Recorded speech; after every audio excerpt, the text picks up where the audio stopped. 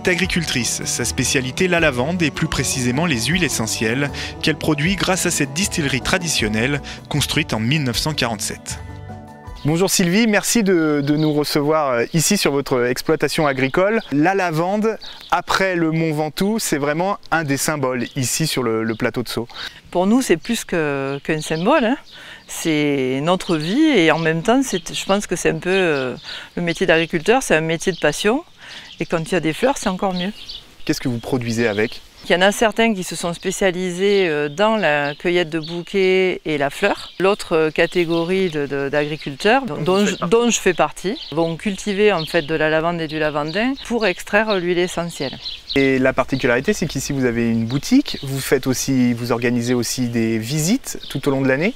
Pour moi, c'est primordial, c'est vital même. Je pense que la pédagogie et faire connaître notre métier, c'est vital pour les agriculteurs parce que vous avez connaissance comme tout le monde, hein, de l'agribashing que l'on subit régulièrement au quotidien. Donc j'ai des collègues qui sont en souffrance. Et donc le contre-pied de ça, je pense que c'est la pédagogie, d'ouvrir les fermes pour faire connaître notre métier et également pour faire respecter notre travail. Je vais vous faire un petit cours de botanique peut-être en premier. Donc quasiment toutes les lavandes varient du très gris pâle comme celle-ci et celle-ci qui est un peu plus bleutée. La particularité, la lavande est victime de son succès, donc vous devez faire de la pédagogie pour qu'on n'aille pas forcément dans les champs. Oui, donc à la limite, rentrer dans le champ, c'est pas très grave dans la mesure où la plante n'est pas encore très développée, mais surtout ne pas sauter dans les rangées, ne pas aller heurter la plante parce que je vous ai dit elle est très fragile, donc le moindre impact risque de faire sécher en fait l'épi.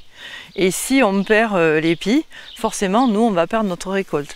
Donc c'est important voilà, que chacun y mette du sien.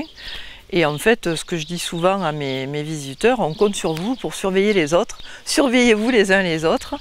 Et nous, ça nous conforte dans le fait de continuer à accueillir des gens, à les laisser passer et à les faire des photos. Merci Sylvie. Je vous en prie.